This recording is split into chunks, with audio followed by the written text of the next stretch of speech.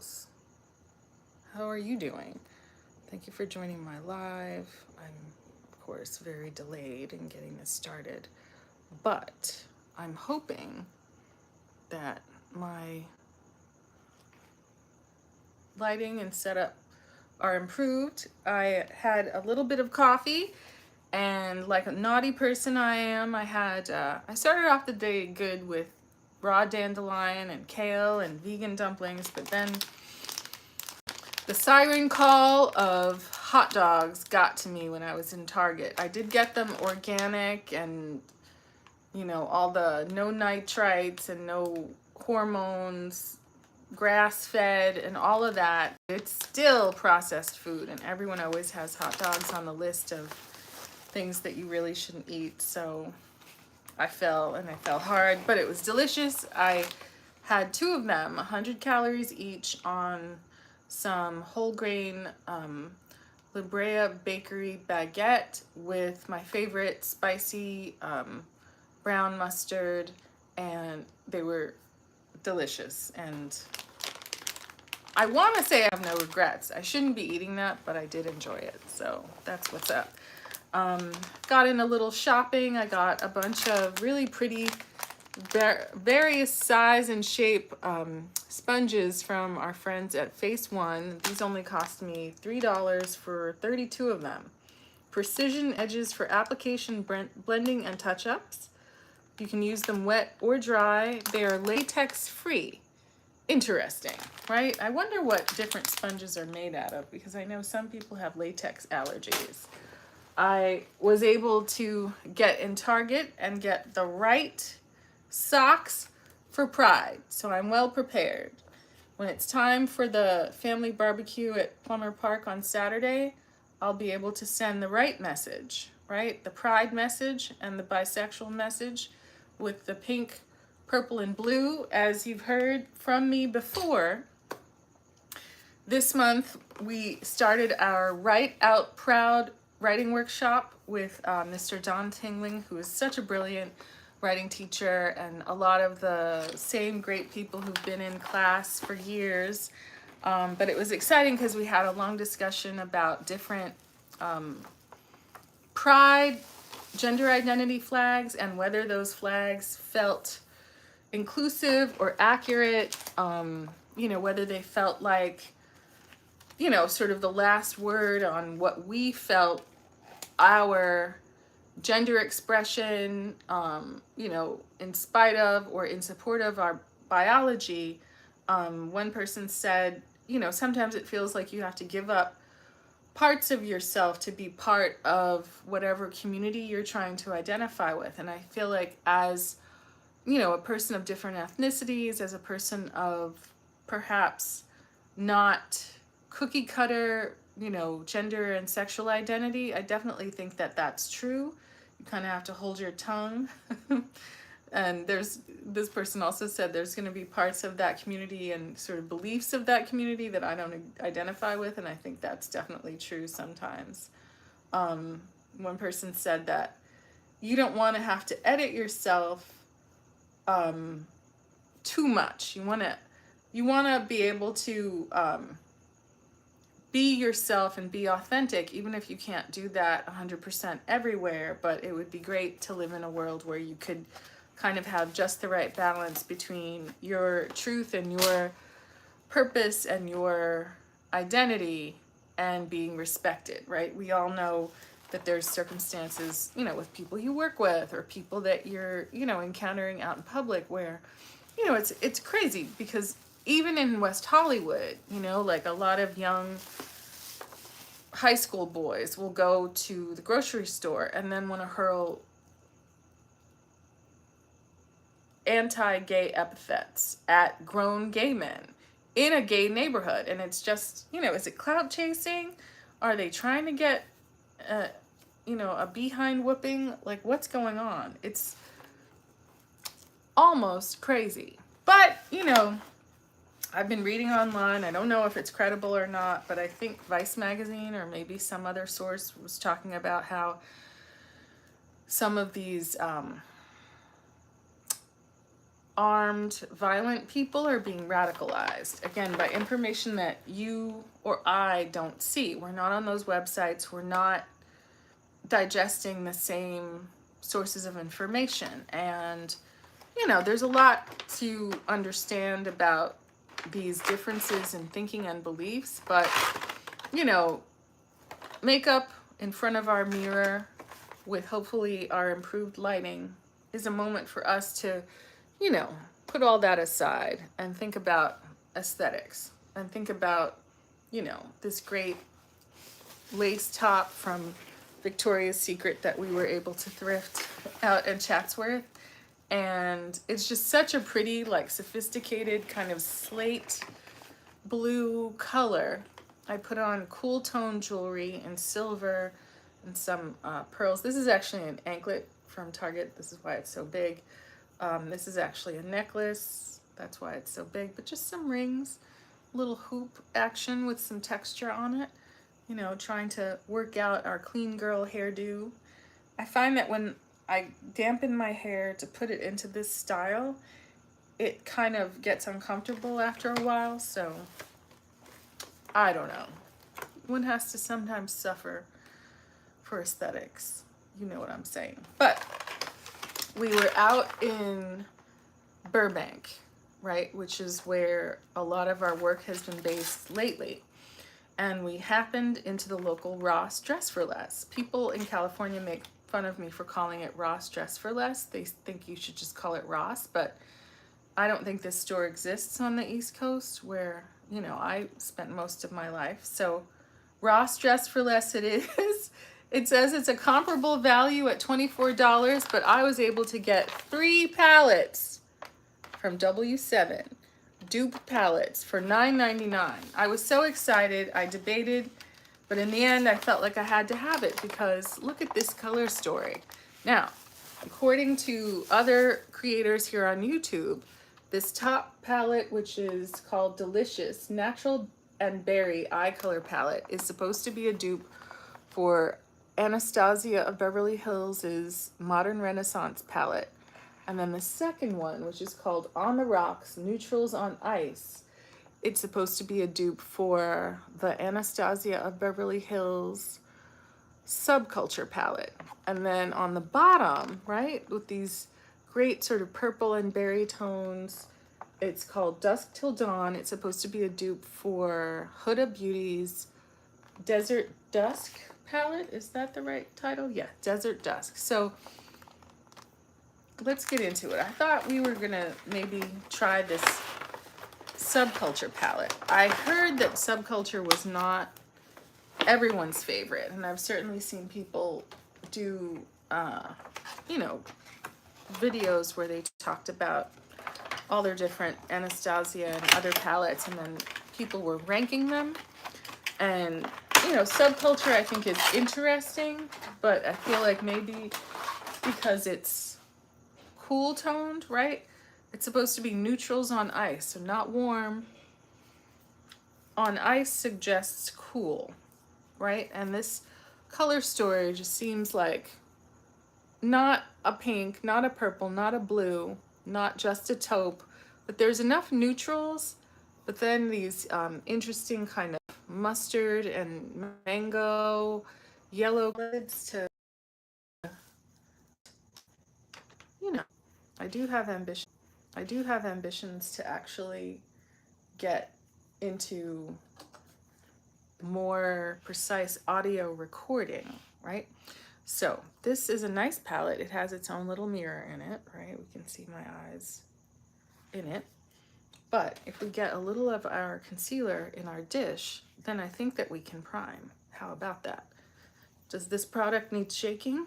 I'm not sure. It does seem to settle away from the glass, so, you know, I guess if I were walking around with it all the time, that wouldn't be the case. Maybe not a ton of this product, but just a dot, a healthy dot, and maybe we can also get that under our eyes as a underpainting of concealer. So I will dampen this brush in our handy dish of water, shake it off like Taylor Swift. Yeah, but some of this radicalizing Oh, look, we have to peel the little condom off of the mirror. I had no idea. I guess this was not for the mirror, but for the eyeshadow itself. I never know what to do with those things. But in any case, we can look into our mirror and then get a bit of this concealer on our brush and then tap, tap, tap away. I do have one freckle in the inside of my lids, and I spent years not really noticing it, but when I work with different makeup artists, they remark on it. They're like, oh, what is that? And I'm like, what does it look like? You wonder if you need to be, what is the word? Self-conscious about it. And it's like, of all the things to feel self-conscious about, I don't know. I mean, I've had friends who've had like moles on the tip of their nose, that made them look kind of like a witch. And they would try to get it removed and it would grow right back, and I don't know. Sometimes I don't know what people are trying to accomplish with their remarks, but just trying to tap this concealer under the eye to provide a good gripping base for our eyeshadow. And we don't have plans. Our friend is going out of town, she and her boyfriend, and they have several dogs. So she has asked me to step in and babysit the dogs, which I'm happy to do. And I suggested to her that I should come meet the dogs so that they don't chew up my legs when their masters are away. They had just gotten back from a cruise. And, first when she asked me, she was asking me like I was the backup for someone. And I don't know what happened with that. I don't really care. I'm happy to help. And I like dogs, so, she was asking me, oh, you can watch things on my laptop, you can watch things on my television. And I'm like, no, I have my phone and then I have things to make. So I don't really think I'm gonna, and I also have things to write. As you know, I'm in this Write Out Proud writing workshop with my favorite teacher, Dawn Tinling, who is a great, great, great person, really brilliant, great visual artist, just a really great, kind person. I've seen him over the years not only be well-read and inspiring, and, really curating our class and exposing us to, a lot of really serious journals and, things where just putting whatever's left in our dish in the concealed places. He just has done so many, people an inspiring favor in terms of supporting their writing practice, right? And really teaching people what a writing practice is and what it takes. And, without asking you to pay $1 million, I have to confess, there's a lot of people who want to run writing workshops and they try to finagle a way to get you to give them money, right?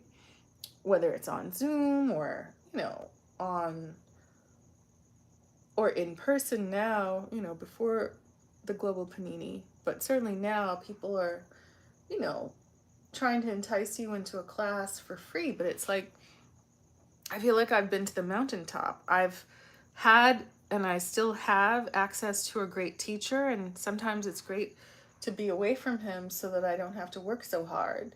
But it's also really great to kind of anticipate being in a serious class with, people who have grad school background, right? Without having to pay grad school money, but certainly being able to engage yourself and your creative work on that level, right? There's so many people in Hollywood especially who want to hustle people for money, right?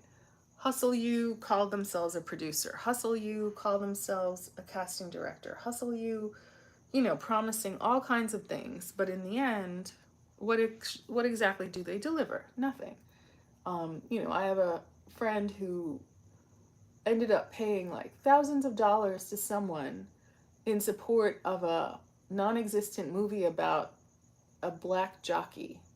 And, this quote producer was like, oh, yeah, I need money for this lawyer and that lawyer for the options and the AFI and, all this jargon that seemed real and seemed serious. And my friend was very excited about the idea of kind of graduating his career from doing background work and standing in for like Giancarlo Esposito and like, you know, top people, but crossing over and not only being a principal actor, but a lead.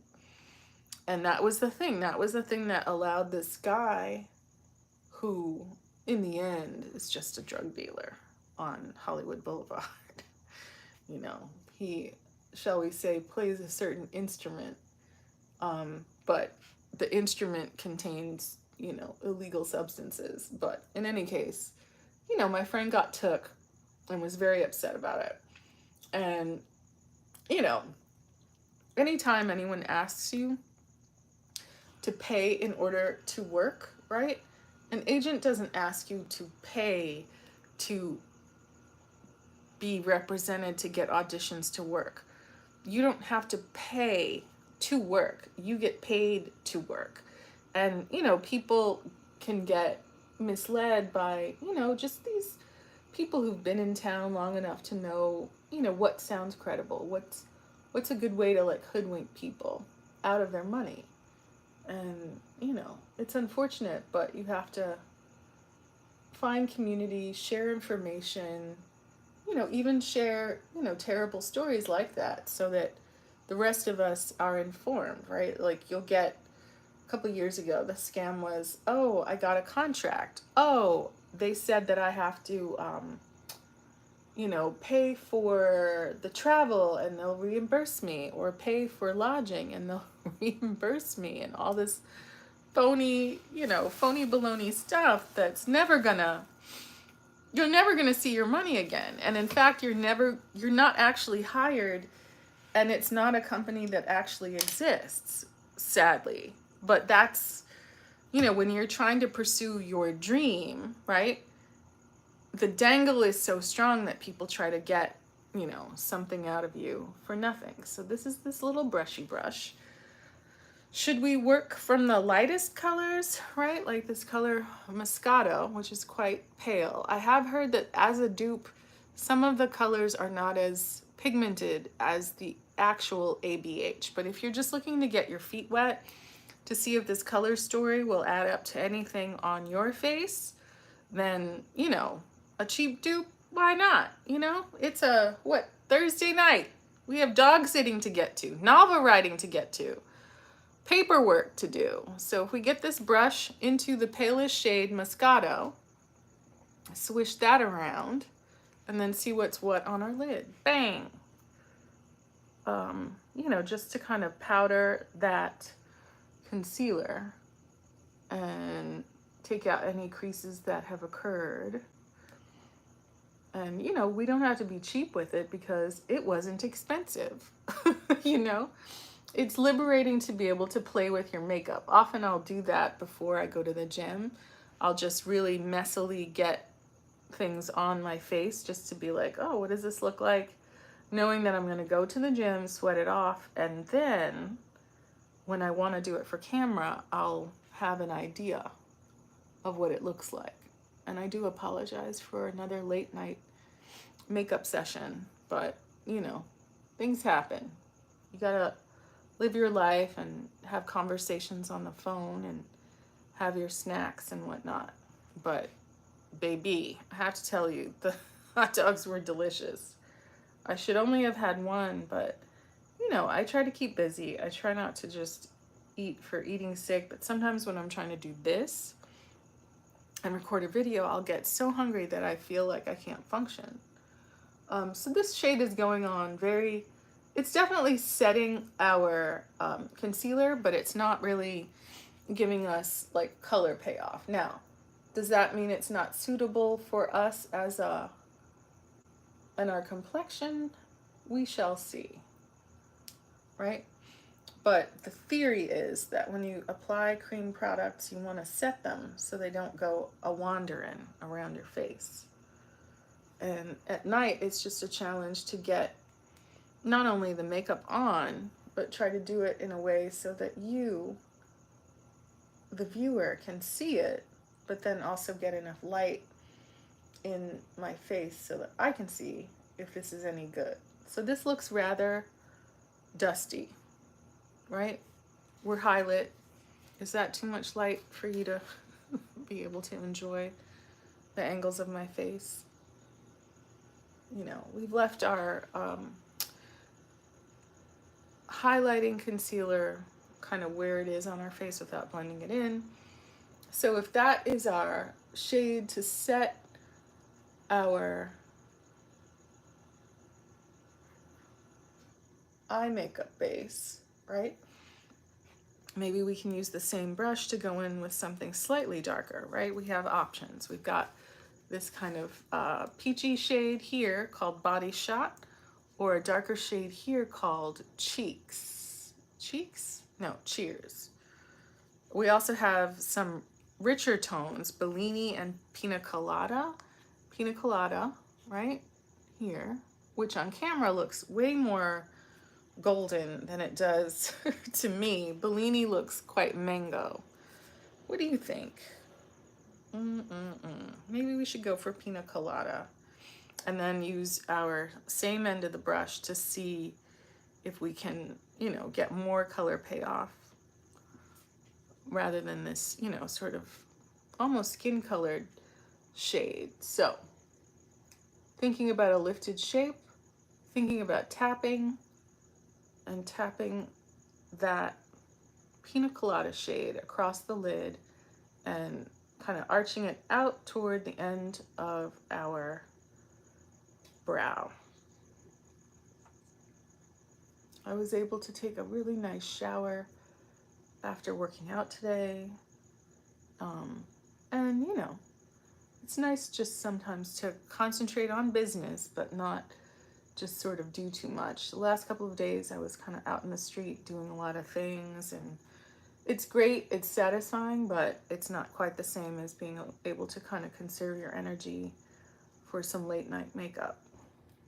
Because honestly, I enjoy the late night makeup more, and it feels more rewarding to learn about, you know, our technique, right? So a lot of people are laying down graphic eyeshadows by drawing a line that is an arc that dips down and then lifts up toward the end of that brow and kind of drags out into the temple, and then kiss it back to your lash line, right?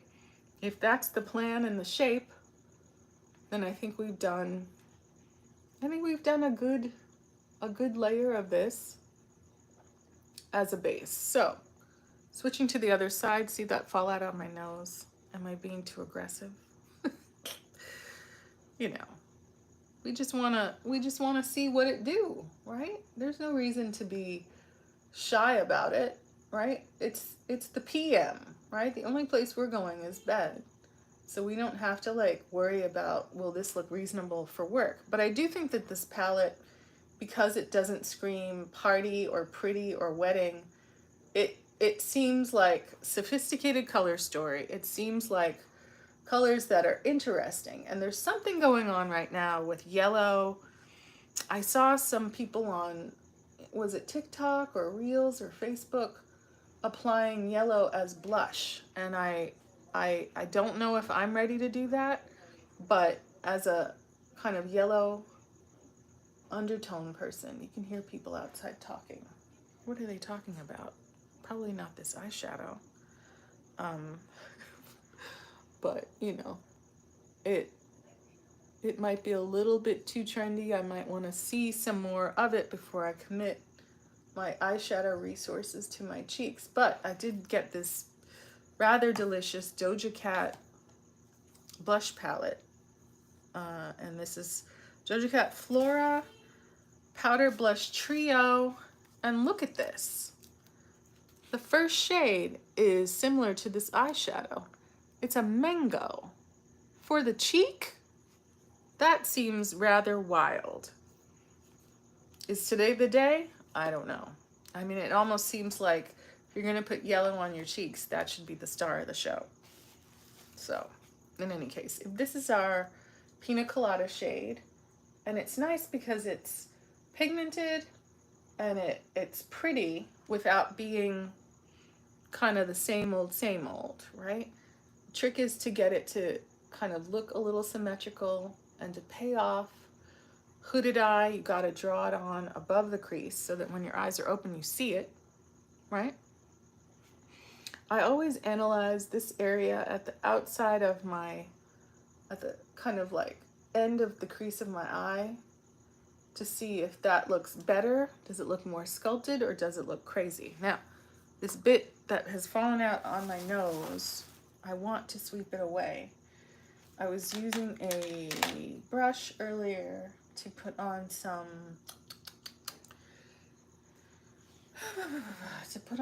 powder. I put on this powder, Milani Make It Last setting powder that almost looks white. Didn't look like that on my face. It looked kind of good just to take the shine off of all the moisturization that I had laid onto my face. Now, what did I do with that brush? It may have been this one, the Morphe E53. How are we feeling about Morphe these days, right?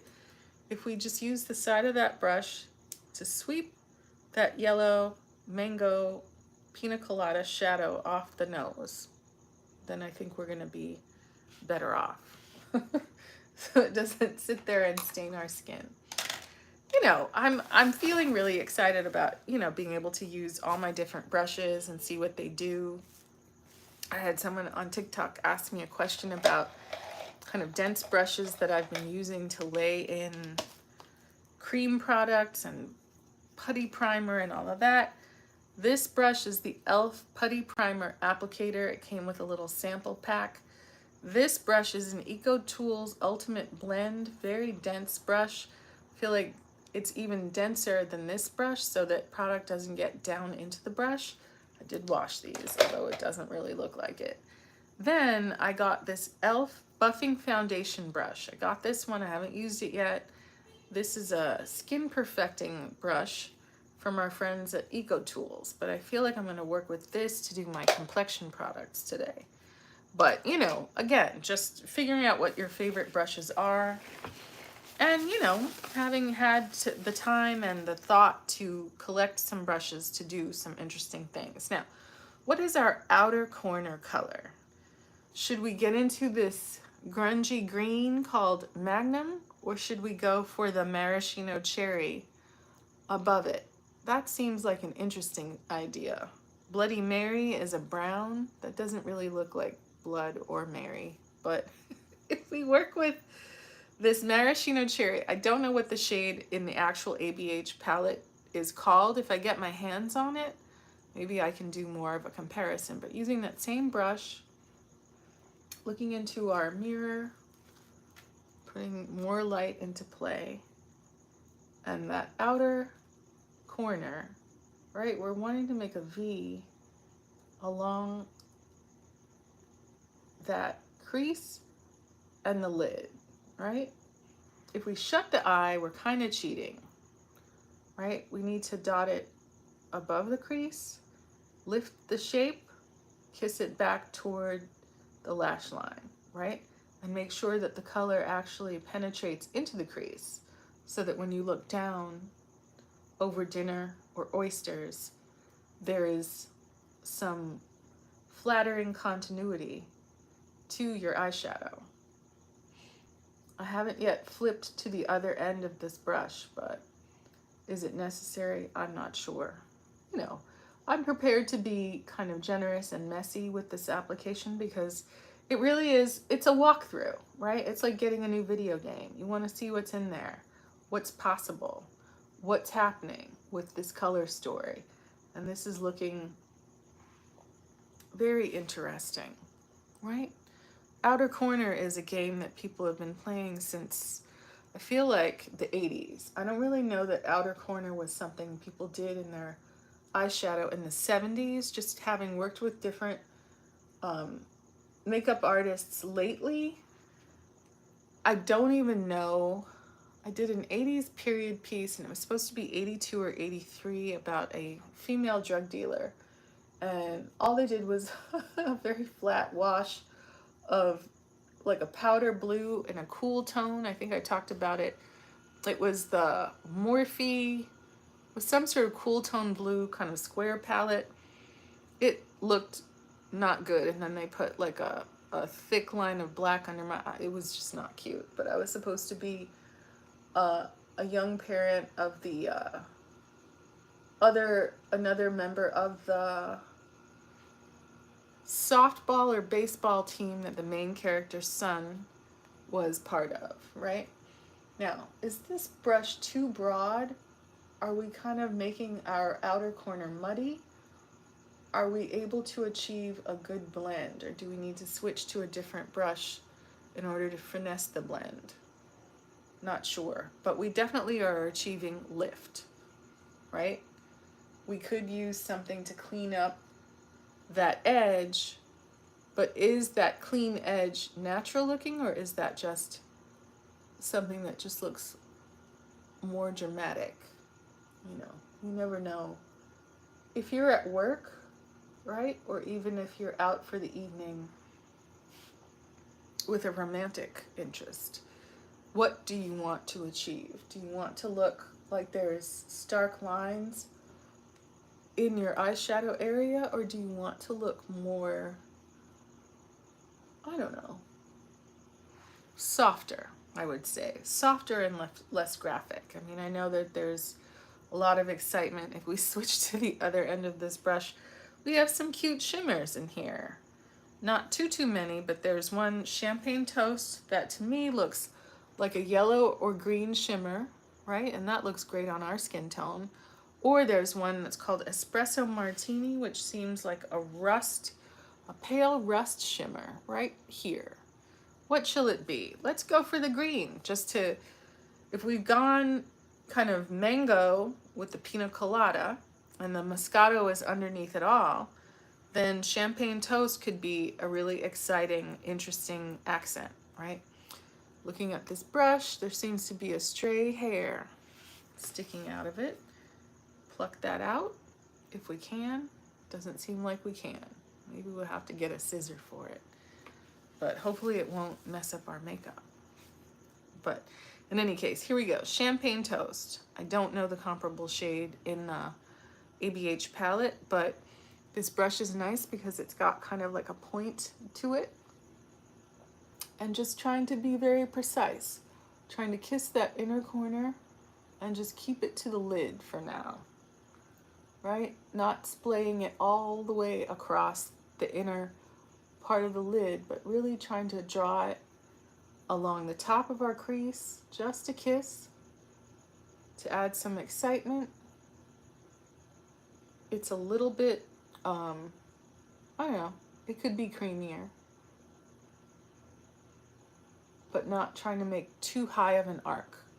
Trying to keep the excitement right to that crease and just above. Right. Kissing that inner corner. Looking ahead into our mirror just so that we're seeing the color pay off with our eye completely open. How's that looking to you? Right? We can use a fluffy brush to blend the edges of those tones. This is reading a lot more gold on my skin tone than green, right? And my preference, I think, is to make the arc of shimmer longer at the top and a little bit more abbreviated at the bottom. So it kind of suggests a moth or a butterfly wing, and that it's not overwhelming the look. It's not just like shimmer surrounded by mattes. It should be a wash of color, a kind of hopefully elegant story with different tones and textures. Now, do we need more shimmer on the center of our eye, or do we trust the blend? Let's keep it small for now. Let's do the other side. And, you know, thank you for joining me on my late night eyeshadow journey. I was very excited when I found these items because I randomly got hold of the W7 something blooming. It's a dupe for a Nabla palette, and it was so, when I saw myself in video footage, even in the thumbnail, I could see how beautiful the iridescent, it was like a duochrome that was kind of blue and purple, and it just looked delightful and brought so much light to my inner corner without being like a really obvious or what we call a quotidian or just everyday kind of blah. Like we see so many neutral palettes, and it can look great. It can look really sophisticated, but is that the only thing you want to do? You know, just going purple and pink and taupe and, you know, but at least I feel like ABH and these dupe palettes bring you some really unexpected colors that sometimes are duochrome, but definitely have a lot more excitement. And this brush is nice and pointy, so we can get a thin line of this on our lower lash line, just the inner third. Again, we're trying to light up the innermost part of our eye because the hood, and certainly I have a big heavy brow like a man. These are my father's eyes, by the way. I saw a picture of my father at 18. I was like, oh my God, those are my eyes. You know, bringing light, bringing interest, wanting us to look fabulous, right? Can we use the same brush to drag that brown across the lower lash line, or should we leave it bare? I tend to think I look less tired when I don't drag dark colors across my lash line. So if I just put the shimmer on the lower lash line and maybe leave the outer end of my lower lash line to an eyeliner, that might be the business. But this brush is really, really nice. I'm gonna put it aside so I can wash it, and then grab one of my favorite Jeffree Star times Morphe blending brushes. These are, got these for cheap during quarantine. I know I keep talking about it. Jeffree Star is kind of a troubling figure, but I have never, and maybe because I just haven't afforded any, right? Brushes that are nicer and more effective for blending and creating what John McClane, another somewhat troubling figure, calls seamlessness, right? That with a very light hand, holding your brush from the tippy tip of the end, just blending so that all those tones underneath, the richest tones, and all those mattes blend into the shimmer, and that you get kind of a gradient that looks sophisticated, right? You don't want to look like you just used your thumb to press a bunch of pigments onto your lid. Certainly people do that, but is that the look that you want, or do you want something more subtle, right? It's more subtle, more blended. I think subtle is good. And at least we're sort of trying our hand at doing something that over here it's harsh, over here it's blended. Do you see what I'm saying? Like just the creation of that gradient, right? Respecting the shape that we laid down, respecting how the primer of concealer, right? And locking that down with the Moscato shade, let us create a shape and then blend that shape with lift, and it respects the architecture of what we laid down in the first place. So other side, blending, blending, blending the edges, blending, blending, blending all those tones together. And you know, when you have your makeup done by other people, right, without the jump cutting that you see on YouTube, right? It's not bad. I get that they're editing their video, but for, you know, people like myself who've been, I want to say forced to learn how to do makeup just for global panini reasons and efficiency of set. And, you know, I still don't feel like I can walk into set and know that I've gotten it right, especially because eyeshadow application techniques differ from, you know, the 70s to the 60s to the 80s. And, you know, I would hate to come in with this shape of eyeshadow and shimmer for the 80s when I don't think that they used shimmer. Not like that. Maybe, you know, in the 90s there were palettes that had shimmer in it. Do you know what I'm saying? Like, maybe you know better than I do, but I wouldn't want to get it wrong because, again, you want to minimize your time in the makeup chair with people breathing on you and you breathing on them, just out of respect, right? We're trying to keep production work going. But that looks groovy. Is it exactly the same shape and weight? Unclear, right? And it seems like you could take micellar water or a wipe and sharpen up that edge if you so chose. But I don't know. I don't know that we want to do that. Right? Is that too much glare? How is that? Is that better? Me likey. Should we go for a little eyeliner, maybe? Just a little of our favorite brown liner. I do also like bronze liners. These were my favorite. I bought every one I could find. This is Wet n Wild Pros in Bronze, but I don't know if it's gonna read with this depth of eyeshadow. But I got a couple of brown LA Girl shadows that I really quite like. You know, it's not the most expensive packaging. This is Deepest Brown. And you can kind of spin it out of its little cage.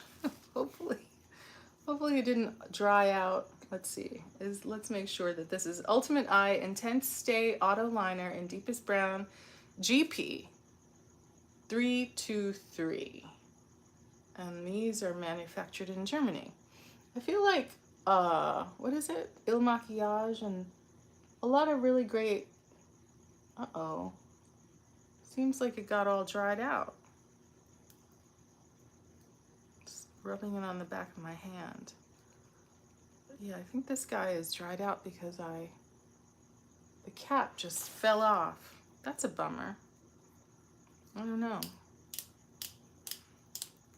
It doesn't seem to want to come out anymore either. Oh well.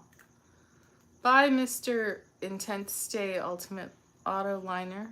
Where can we put it so it doesn't get on the carpet? Down, boy. Let's see. What else do we have? We have MAC Teddy, and we have some pale shades from our friends at LA Girl. This is the one I've been using most of all. This is the LA Girl Brown, and the cap fits securely, so that's better. We could rock with Teddy from MAC. Should we do that for variety? I do like this LA Girl liner though.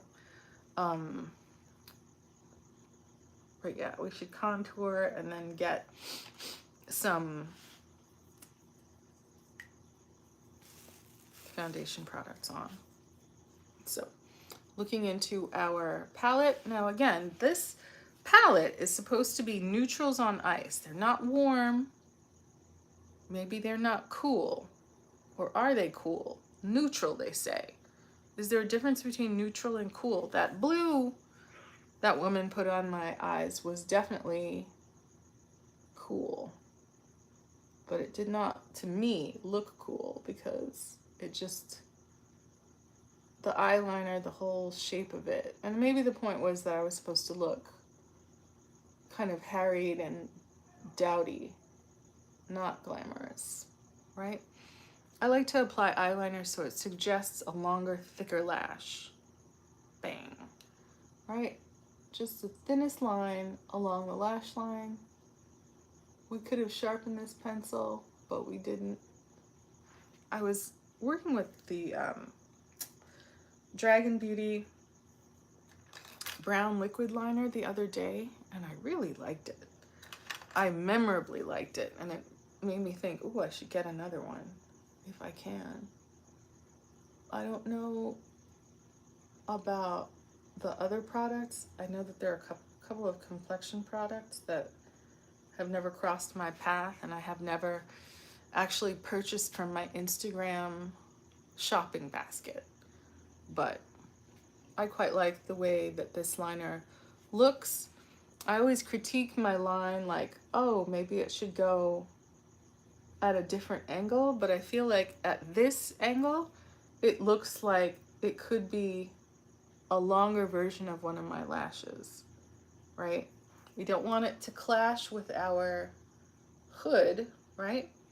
We do want it to kind of suggest coming out of our lower lash line, right? These lines are cousins, not twin sisters. We're getting a little bit of it on our lower lash line, just to emphasize the shape of the eye, right? It's, especially in the month of Pride, it's what you call sexual dimorphism, right?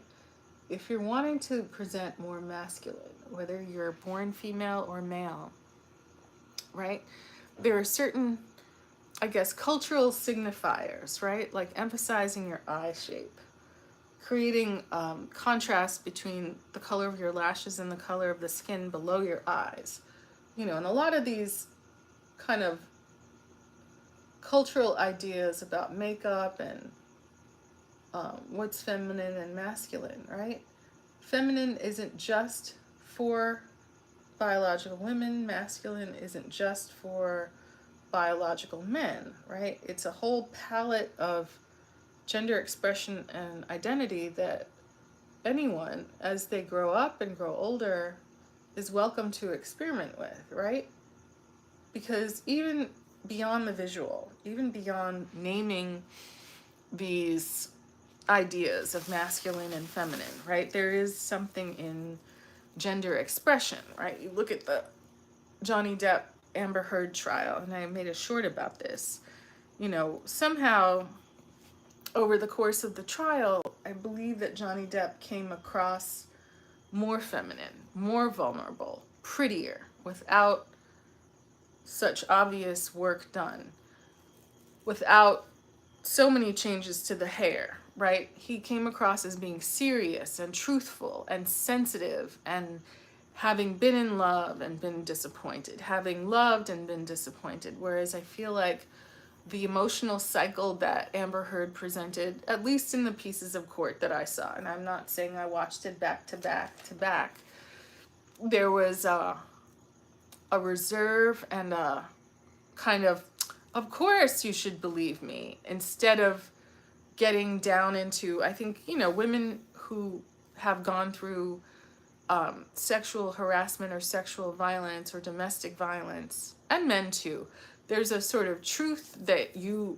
as a curious person, are looking for. You're looking for those moments and those stories that have a specificity and I don't know, I mean, the way that you judge whether someone's telling you the truth. And I remember that discussion of the dirty carpet that just seemed so left field. It's like, and I'm not even saying, because people keep pointing this out who are advocates of Amber Heard, I'm not even saying that they weren't both responsible for having done, you know, troubling things to each other. I'm not saying that, but this was a defamation trial. I'm not in a position to adjudicate whether, you know, someone is a good or a bad person or blameless, or, you know, I think the court certainly awarded both of them damages for different things. Although I think for Johnny Depp, it was because of something his lawyer did. Here is a balancing concealer brush we used earlier. I think it might be wet. You definitely don't want to get a wet brush into the game. But just looking at this eyeshadow in the mirror, our eyes look lifted, sophisticated. We could have a more, I guess, exaggerated inner corner flick. We've done some underpainting of concealer, not super thick, but, you know, maybe we should underpaint also with our new Milani. This is the Cheek Kiss Coral Crush. So this is new. The other one, some kind of title like I Cherry-ish You, right?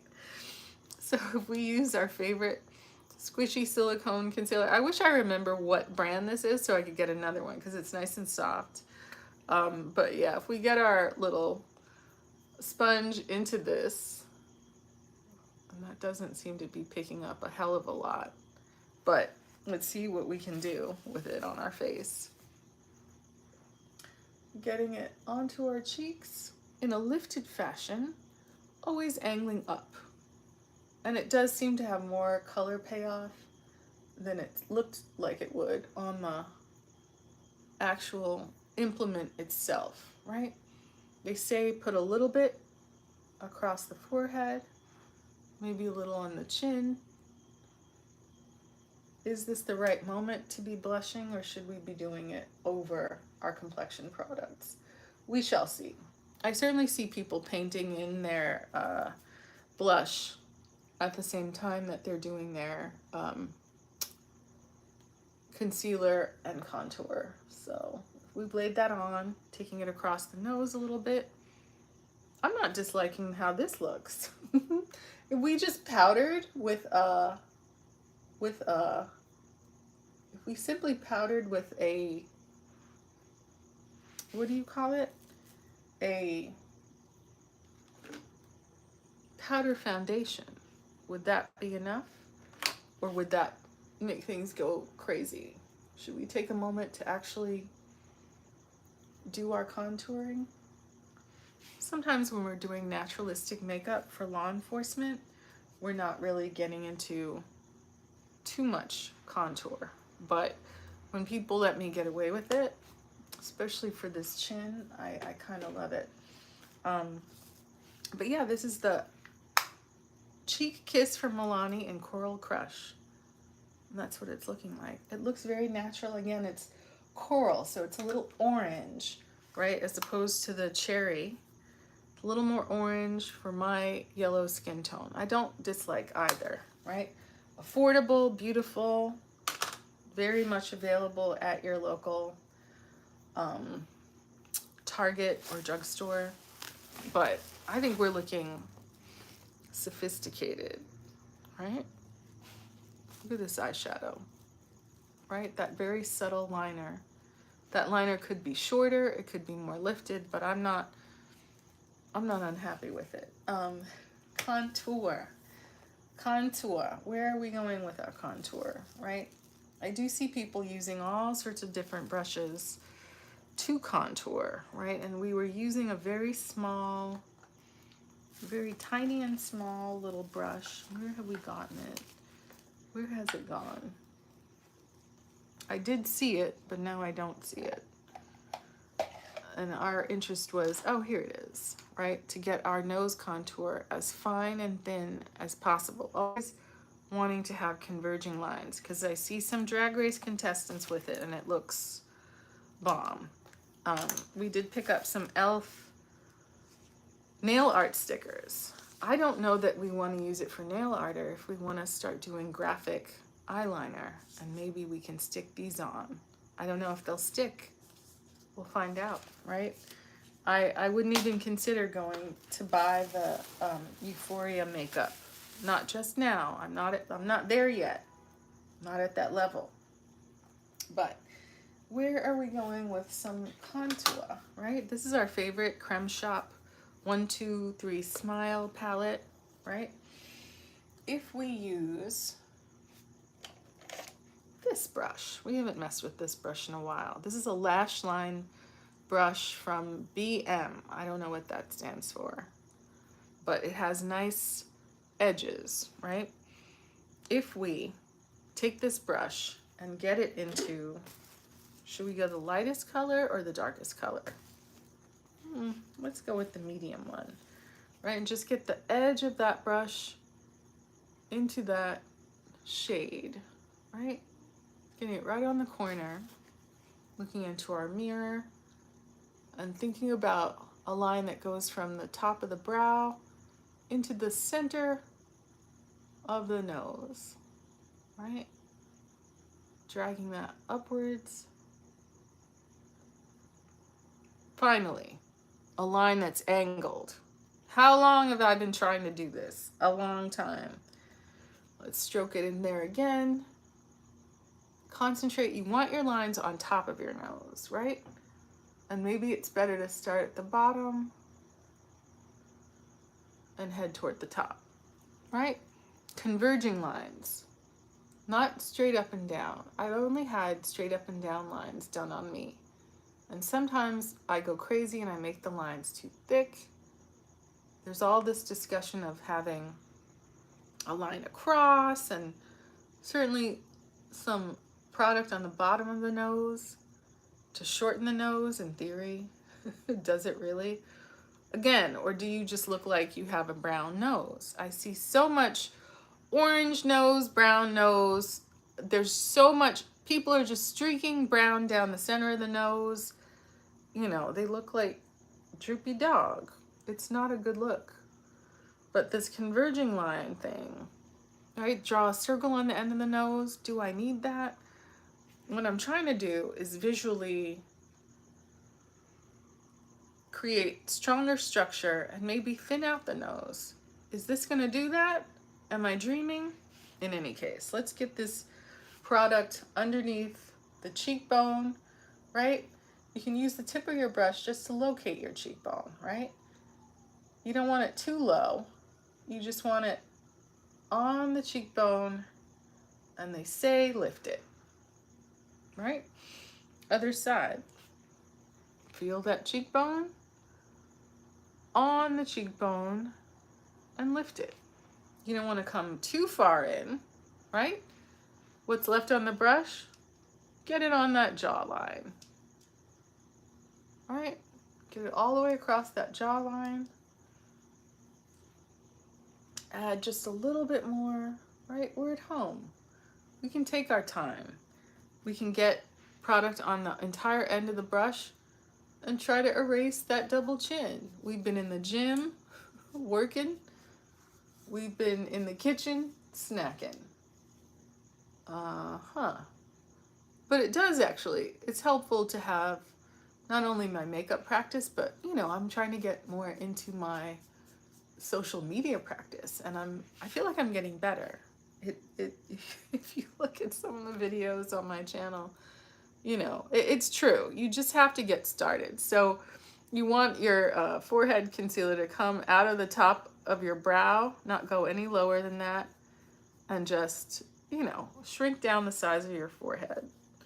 Have a blemish at the top of my forehead, embarrassingly enough. This is the middle tone of the 123 Smile palette, taking that forehead contour out of the very tip of that brow, and, you know, just trying to create a subtle but apparent shrinking of the forehead, right? We don't have the biggest forehead, but we definitely don't have the smallest. It's interesting when I see people applying their wigs really low and then drawing in baby hair and then putting a band across it, and it's like they never get up into the forehead to do the foreheading. It's just all covered with hair and baby hair and all of that. And I feel like, you know, I've commented to, what is that woman's name? Too Much Mouth, that there was so much hair covering the sides of her face that we really couldn't see the makeup, right?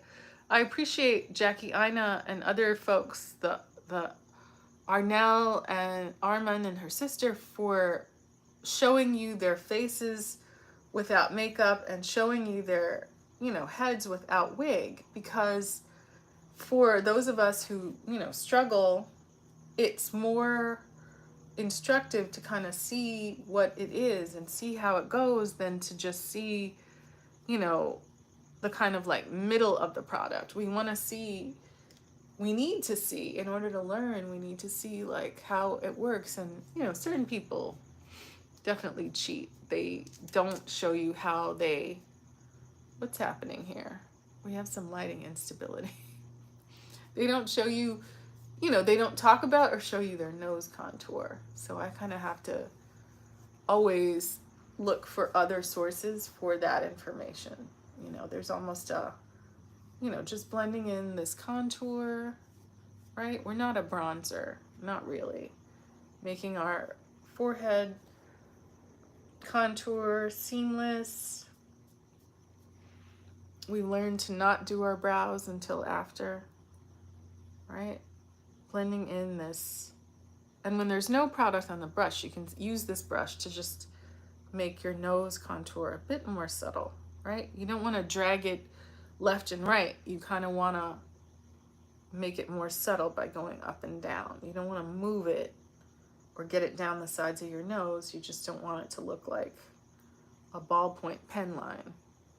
Same with the strokes under your nose. You want it to look like shadow, but also like an extension of your nostrils, right? Because your nostrils are dark.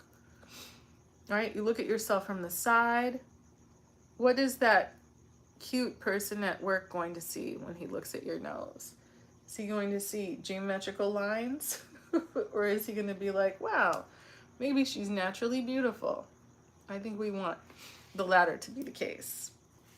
When you see a cute girl at the family barbecue in Plummer Park this weekend, you don't want her to think that you're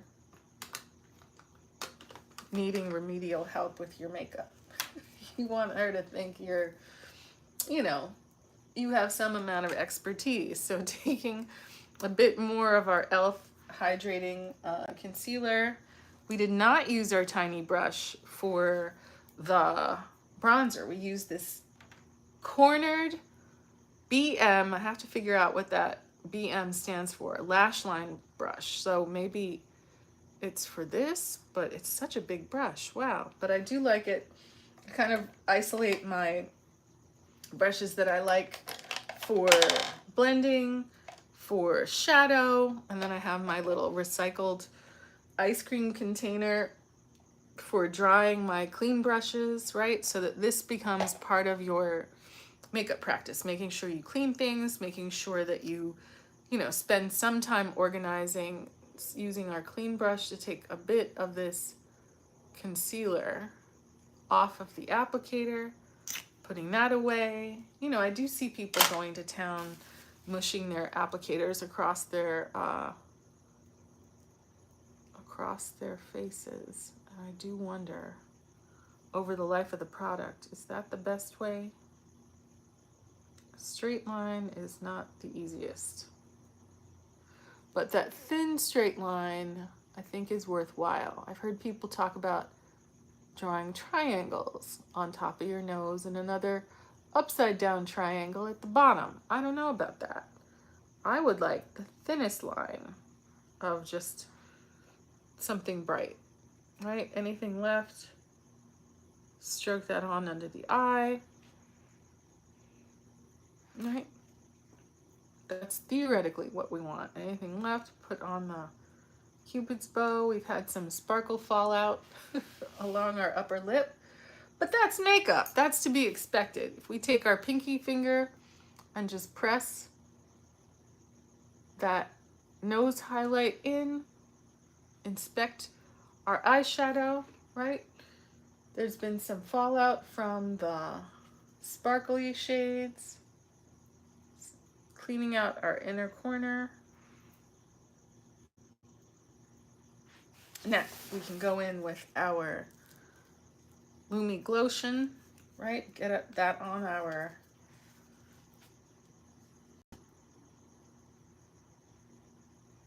silicone sponge. Not too much, not too little, but putting it where we think our highlights should be, right? Maybe, if not the back of our hand, then in our dish, right? So that we're not going in with a whole ton of product, right? But we're at least trying to stroke some of it off, putting it where we think we would have a highlight naturally, underpainting again. Underpainting so that this isn't, you know, this isn't 2018, this isn't 2016. We're not trying to be a glow, right? I remember seeing a person walking down Sunset Boulevard, right, with all the highlighter on, and it was head turning, certainly. My head was turned, but I didn't think it looked realistic. It looked flattering, it looked beautiful, but it looked beautiful the way that stage makeup looks. It didn't look natural. It was like a full face of highlighter. It was exciting. I felt very excited and it was memorable, but it made me think, wow, am I trying to walk around looking like that? Is that for me? Right? Thinking of your highlighter as a way to kind of make your cheekbones pop, right? If blush is a way to bring color and to emphasize shape, then a more subtle underpainting, a la Charlotte Tilbury Wonder Glow, a la, you know, sort of underpainting glow. I can remember seeing some models outside of a nightclub in New York, and because their base makeup had glow in it, they just looked ethereal and beautiful, right? And it didn't draw your attention to the fact that there was product on the skin. It made it look like it was their skin, right? So that's the lie that we're trying to tell when we do our makeup. We don't want our face to scream, this is that highlighter. We want it to look like, wow, striking, subtle, pretty, just like your eye makeup. You don't want it to look, you know, like too much, right? This applicator doesn't apply. So just getting a little bit of this hyaluronic acid product. This packaging is a little messy from our friends at L'Oreal, right? L'Oreal True Match. There went our little brush. Felt it on my leg and it fell on the floor. Sad feelings. Oh yeah, this much on our applicator, dotting it over that underpainted Lumi Glotion, right? These are the products that get discussed as dupes for some of the Charlotte Tilbury products, some of the, you know, whatever those products that you've heard about, that they look great in videos, you make a mental note, and then you try to get your feet wet, just like a dupe eyeshadow palette. You want to get your feet wet. Maybe you're not ready to spend all that money. Maybe you don't know how much you're gonna use any of those products, right? For the work that you do, for working on period pieces. It's not necessarily a place where you can take underpainting shimmer. You can't do that. They'll ask you to come with matte foundation. They'll ask you to limit your blush colors, certain palettes, you know, and you do your best. You bring what you have. You try to make a supportive contribution, right? Most of all, you bring yourself, because you are the most valuable part of their casting decision. You know, you try to have a good attitude and cooperate, even if you feel like you look dumb. You don't say it. You get your SAG day and you keep it moving. Do you see what I'm saying about this foundation combo, right? Underpainting with Lumi Glotion, right? It's just peeking through. Underpainting with contour, underpainting with highlighting concealer, right? Dotting that on, kind of creating a layer over our chin and jaw contours so that the contour is there, but it doesn't scream, you know, paint by the numbers. It's not super, super obvious what you've done, right? You can still see a bit of this harsh contour line here between the brows. And you don't rub it away. You're just creating a layer of product over it, right? Inspect yourself, different angles, different light, right? Just like someone who might be looking at you, maybe get a bit on your ear so that your ears don't look like they've been stuck on like Mr. Potato Head. You want to look like your whole face and head and neck belong together, right? Just like Mariah Carey said, we belong together. All these body parts, forehead, eyeliner, right? You want the shimmer to stay where the shimmer should be. You want the eyeliner to lift, right? And this is such a pretty luminous glow, right? In summer, do you want to glow like this? Do you want to look healthy and kind of moist like this? Or do you want to cancel it out and go more powdery? I feel like powdery is more of an indoor look. Smell that. Someone's smoking mediocre, shall we say, Mary Jane. But if we go back into our cream blush, Coral, right? If this applicator did an okay job before, it's tempting to want to try a brush, but maybe we don't have to. Same placement, right? And then blend that in. Beautiful. Same placement, and then blend it in. Stunning. Across the nose, a bit on the chin. Thin layers of makeup. Don't go too crazy, but just think about wanting to appear sophisticated, sun-kissed, healthy, and like you know how to do your makeup, right? You know when you go away, like to Vegas, or you go on vacation to Martha's Vineyard with your friends, and you know it's time to get dressed and like go to the club or learn how to dance merengue or play golf or whatever. And you know there are moments where you feel really good about your friends, and they're, you know, they ask you your opinion about their fashion and about their makeup and their hair, and you know, you have your opinion and you have your style, and sometimes you can feel quite inspired by people. Here's an Essence blush that somehow I cracked it, so I gotta like put some rubbing alcohol in it so it'll all stick back together again. But I'm excited. It's kind of a rose color. It's my first Essence blush, but I kind of don't want it to end up all over the place. It does have talc.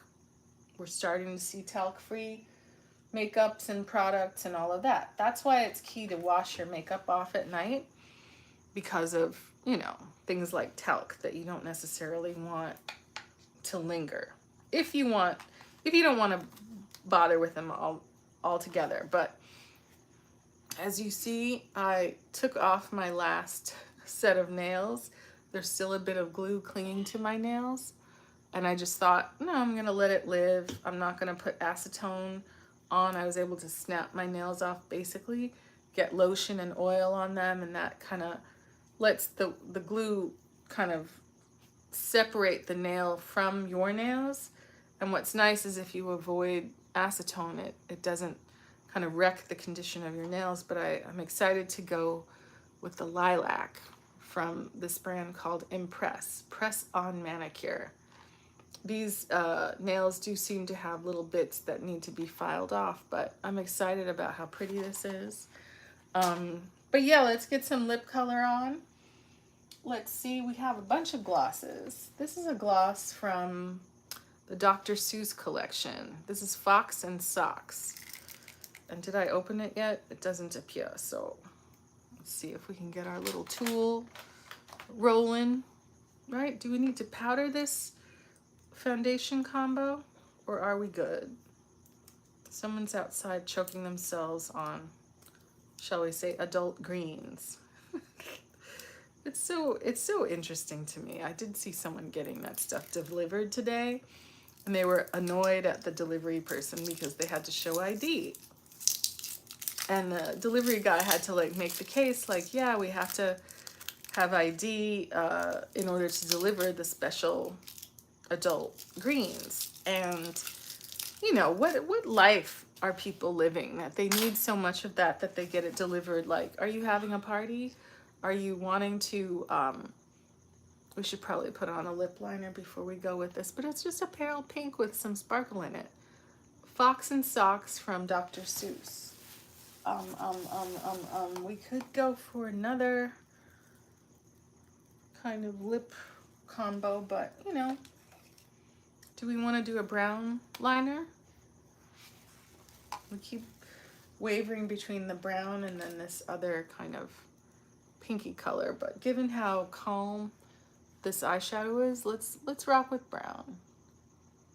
And you know, thank you for joining me on tonight's makeup exploration. Let's overline just a bit in the center. Right? You just want to stun people. You want them to admire your face and think about, wow, maybe I should visit my surgeon to get to look like her, right? Imagine being a beauty trendsetter like that people want your brows your lips. That must be a very powerful place to be. And, you know, just the fact that we have an opportunity on a daily basis to do that, to make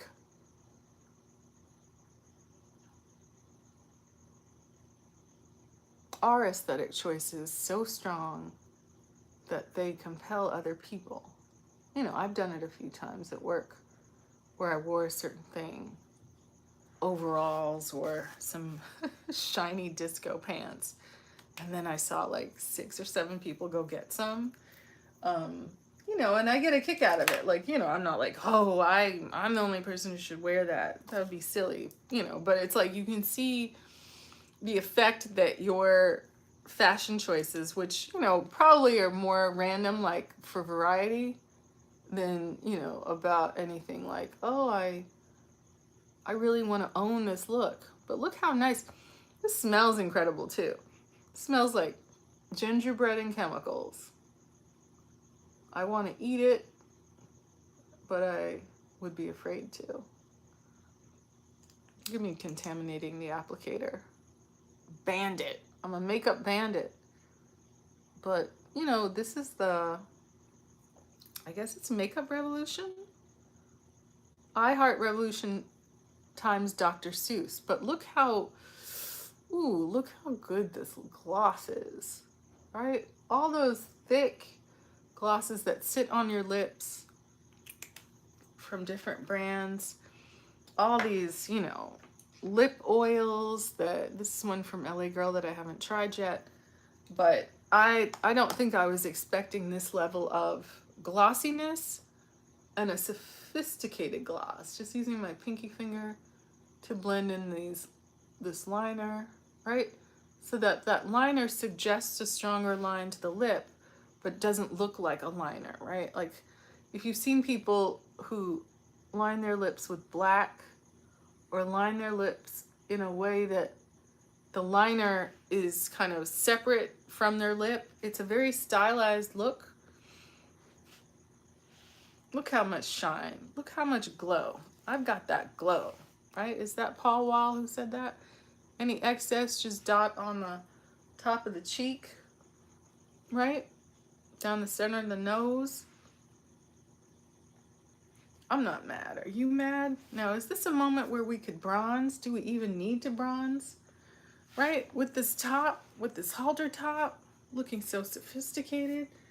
Our clean girl hairdo is falling apart, but that's okay. Right? If I was at dinner and I was trying to make jokes with like sophisticated people, I would not feel like I wasn't representing, right? Anytime we look at ourselves, we're always like, oh, I could look better. I could look thinner. I could look, you know, just different, right? If we use our same Milani Make It Last setting powder just in the center of the face, right? Look at how much glow. Is that too much glow? Take this brush, get it back in there on our brush. Look at all that glow. Maybe let's take a bit of it down in the center, right? So that the glow lives on the sides of the faces, but we're not utterly looking like we just, you know, rubbed our face with fried chicken in the middle. Just in the middle. Let that lip be the shiny part, right? This brush is so nice, by the way. You know, Morphe, love them or hate them, they made, you know, a lot of very interesting brush shapes and purposes popularized and accessible to, you know, the average makeup enthusiast, right? Like this isn't Bedellium, you know, tens. This isn't $100 brush set, right? You could spend a lot or you could spend a little. And I've heard people talk about how Crown brushes was maybe a precursor or something, had some sort of relationship to Morphe. But I've been to the Morphe store in Burbank, and when I was just getting started, and maybe I'll do I'll do a post about my first makeup palette and my first, because I run across these products where I was like utterly clueless, and it was a sad time. Somehow I managed to stay employed. But that was also pre Global Panini, when other people, like I would sit in the makeup chair and people would put individual lashes on me and they would dress me up like I was a baby doll for a Halloween scene in like a fetishy HBO show. And it was fabulous, right? I could show you those pictures. It was wild. I did hear that Jodie Foster is going to be in the next version of True Detective. And that's very exciting because she is a great actor. Just her accents are great. Her, her transformation is great. I don't want to go wild with this powder, but in as much as it looks white in the pan, it does not throw your makeup off at all. And I feel like powdering just the center of the face, right? Now, could we have a stronger contour line along these muscles? Perhaps. But if we lost 5 or 10 pounds, maybe we wouldn't need to fake it with contour. What do you think? But I feel like this contour placement with a lift and then blush over it, right? Too much glare. Take that glare down. I feel like this is a very nice combination of products, right? We could have a smaller brush to kind of get that powder right under the eye. I didn't know what I would think of this powder, right? I have so many, quote, translucent, loose powders, etc. But this is a pressed powder, setting powder, Milani Make It Last, matte. So it's mattifying the center of the face, right? If we added a mascara, if we added a false lash, would it be even better? Perhaps, but I do like these earrings, right? We went silver because of the, quote, neutrality or coolness of the eyeshadow palette, right? Just looking at this eyeshadow palette, I'm not mad at this. I'm not mad at the blend. I'm not mad at the way, it just looks sort of naturalistic and pretty without being, it's not screaming or overwhelming our face, right? We tapped over our liner with our foundation combo so we could reinforce that line anew, right? We're just getting on a liner, just hugging that upper lash line, not too thick, but suggesting the eye shape without being too much, right? I'm noticing my lashes growing back after those lash extensions, so I'm trying to take it easy with the glue and the mascara. If I'm not at work, I kind of don't want to put that on because one less chemical on the face, right? But our whole makeup practice is about practicing, seeing what things look like so that when we step on the scene, we are making a confident set of choices about adding depth to that outer third of our lid, adding brightness in that inner corner, having a sophisticated. This makes me curious about the other colors of the gloss. I did see a couple of people do tutorials about the glosses, and one of the glosses looked quite orange and it wasn't for me and it looked garish, but this is so nice. I feel like this is a really standout gloss because I don't know what you say. Is it the fineness of the sparkle in the product? And it does have a duochrome sort of blue, silver, pink set of sparkles in it, but it's at a distance, it just looks glossy and shiny and sophisticated. And without leaving your liner kind of screaming liner, it just strengthens the edge of your lips, right? And I do see people drawing contour around their lip. I overline a little bit, just a tiny bit. And that looks, to me, that looks spectacular. I don't know what you think. I would love to get your feedback, but you know. Here's this nude pencil. People always carrying on about take the nude pencil and put it in your waterline. Every time I've done it, it just looks crazy. So just reinforcing our liner. But for you, the people, I'll do it.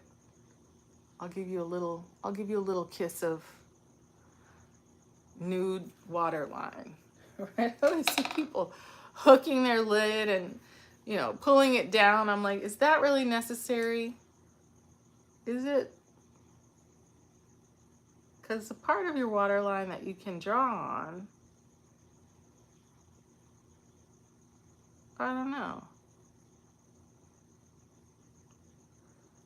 Is that better? I'm unconvinced. I prefer a bronze on the waterline because it looks pretty and interesting. I have a colleague who draws white on the waterline and in daylight. If you want to look crazy, I feel like a pale waterline is the way to do it. If you really just want to look like there's just something wrong or like you're sick, I don't know. I'm unconvinced. I don't hate it, but I don't love it. Is it supposed to make your eyeballs look bigger with a line of nude? You know, people say do these things. So I try. For you, for me, for everyone. I try. But wins tonight, this Dr. Seuss gloss. Dr. Seuss is a troubling figure, but our friends at Revolution give us affordable luxury makeup. There, I said it. This Milani powder, oh yes. These Milani cream blushes, very much yes. And if you can get a tone that respects your skin undertone, you're in the game. Always, never disappointed by this 321 Smile, 123 Smile medium palette from our friends at the Creme Shop, who are very supportive of Pride this year, both at DragCon, you know, and handing out goodies to the girls. And this Dupe eyeshadow palette, I'm not mad. It looks so good and so sophisticated that, yes, it makes me wonder how the real thing looks and performs, right? A deeper set of tones, would it look even more sophisticated? You know? Looking innocent and sophisticated, ready for a photograph, ready to hold a champagne glass, ready for an on-the-fly interview, jewelry on point, right? For that upscale look, sophisticated ladylike, like you know how to wear your makeup, right? Where am I going? Am I going to brunch? Am I going to court? Am I going to a poker game? I think I could go to all those places and not be embarrassed by this W7 On the Rocks Neutrals on Ice palette. This is our first taste of, I guess, a total of 4 colors in this palette, and I like the way that the maraschino cherry translated into kind of a burgundy brown wash on our outer V, and how that inner corner green kind of reads a bit gold, but yet a little bit green on our eyes, right? Those colors that are sophisticated and not obvious, right? You can tell, I believe, the expense of the makeup by the colors, right? Especially lipstick. We know what cheap lipstick tends to look like, but sophisticated reds, sophisticated tones that flatter your skin color, it's not a small thing. You know, I saw someone on probably Instagram Reels talking about the darkest shade of Fenty, whatever foundation it is, and how satisfying that is to a customer of her skin tone, right? That we hunt around, but when we find just exactly the right thing that makes us look kind of the way we look in our mind's eye, as sophisticated and knowledgeable, but not trying too hard, right? Colors of you know, clothing and lingerie that are flattering without being just the same old white, pink, black, nude, you know, but something that has a cut and a color and a sizing and a sophistication and a support that it convinces you of the brand, right? I didn't go into Victoria's Secret and buy this bra top new. I bought it new with tags at Goodwill to keep it out of the landfill and support their mission and their work with, you know, people with employment challenges. And I'm very satisfied with this purchase. I'm very satisfied. This gloss is killing the game. I am very satisfied with this gloss. I'm very satisfied with this eyeshadow. We could do more with our brows. We've got this spoolie, right? The makeup is done. At the very least, we can comb through our brows and make sure that there's not foundation and powder sitting in it, right? We can mess them up. Take a little bit more, just water.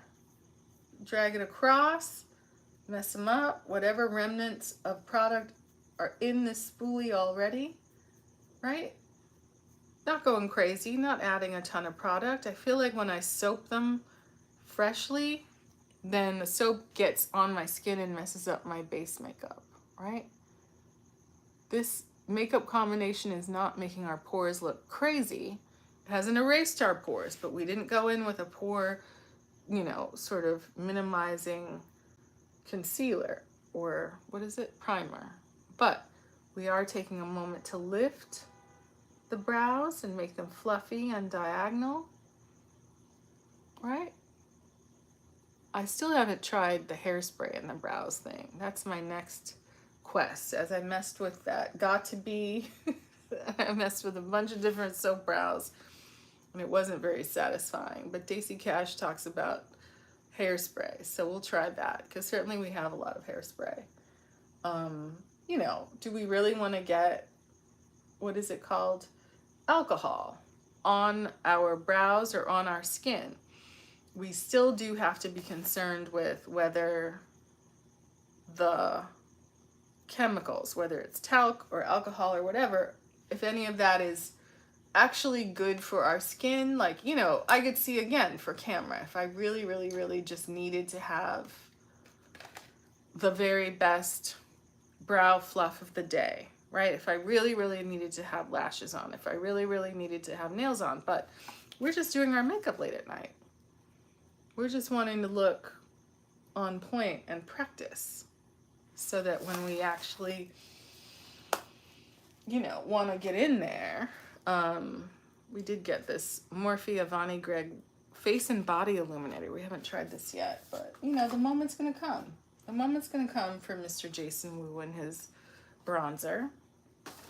I feel more attracted to underpainted contour and blush than I feel about drawing a lot of bronzer on. Sometimes I'm in a bronzer mood. I feel like it's more of a daytime thing, but at night I like color, I like blush that makes you look like you just went hiking or ran a mile. Brings that flush to the face that when you see it for real, it's so, you just look lovely and healthy, and it's just so irresistible. You know, people talk about these Wet n Wild Mega Glow contour sticks. I have Oaks on You and Call Me Maple, but I've heard that there's a darker one. Walnut, something walnut. I'm looking to get a hold of that. Oops. Not the best packaging. Packaging doesn't, when you lift it up by the top, it just falls out. So that's why, you know, again, cheaper cosmetics that perform well, it's just without sealing properly, the product could dry out like that eyeliner. That was very disappointing and embarrassing. But hopefully I've recovered looking at this suspicious nude color in my waterline. Is that good? Does that help? What do you think? In any case, I should probably wrap things up. I've been doing this for quite a while, but it's been very satisfying. I hope that you've enjoyed tonight's cosmetic antics. you know, makeup, jewelry, hair. You know, if I were headed out to a party, I would feel very solid about this makeup, right? With a lash, with mascara, with more of a brow product. Do we need bronzer? I'm pretty bronze. We'll see. We'll see when we're back in the AM doing our makeup. But thank you again for joining me here on House of Tanya. If you have opinions or thoughts or feedback or product suggestions for me, please let me know. This is all part of our practice to learn our makeup collection and be very thoughtful about delivering what we see in our mind's eye and being ready when we're trying to go to work or do our own social media and want to look like we know what we're doing and that we actually maybe look more attractive than we might be in real life. Anyway, I'll see you next time. Thank you for joining me here on House of Tanya. Camera ready. Try it. You'll like it. All right. Bye-bye.